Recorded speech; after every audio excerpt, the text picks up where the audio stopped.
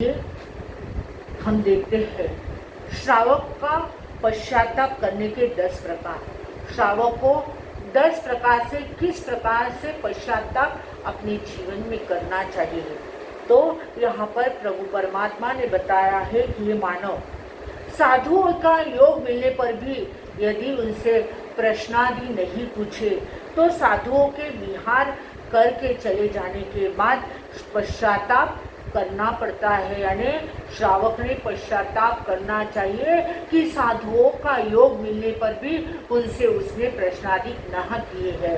दूसरी बात, साधुओं का योग मिलने पर भी व्याख्यान वाणी ना सुने तो उसे पश्चाताप करना चाहिए। तीसरी बात, साधु धर्म स्थान में आए हुए हो और श्रावक सामायिक प्रतिक्रमण आदि नहीं करे तो उसे पश्चाताप करना चाहिए। चौथी बात बताई है, आहार पानी असुष्टा हो जावे, साधु घर में आवे और आहार पानी असुष्टा हो तो श्रावक को पश्चाताप करना चाहिए। पांचवी बात, ज्ञान सीखने की जोगवाई होवे तो भी ज्ञान नहीं सीखे तो पश्चाताप करना चाहिए। छठी बात बताई है, साधर्मी की सेवा भक्ति करने का योग आए लेकिन साधर्मी की सेवा भक्ति ना करे तो पश्चाताप करना चाहिए।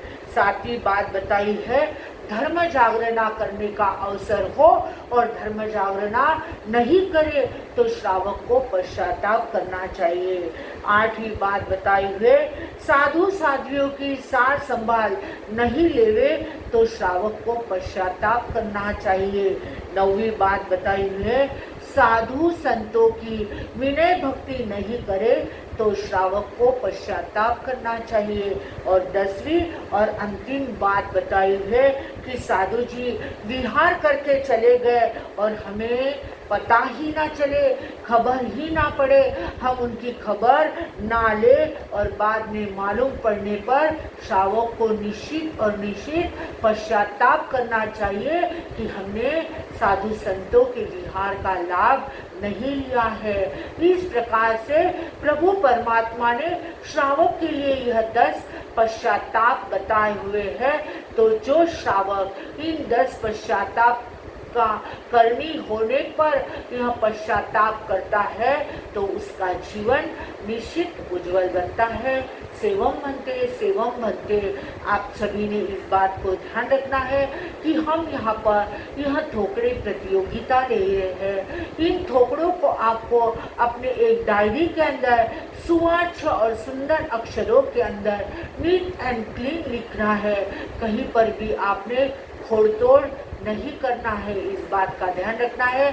और इसकी प्रतियोगिता कोथरूड चातुर्मास के अंदर हम लेने वाले हैं, इस बात का भी सभी जानकारी रखें। सेवम बनते।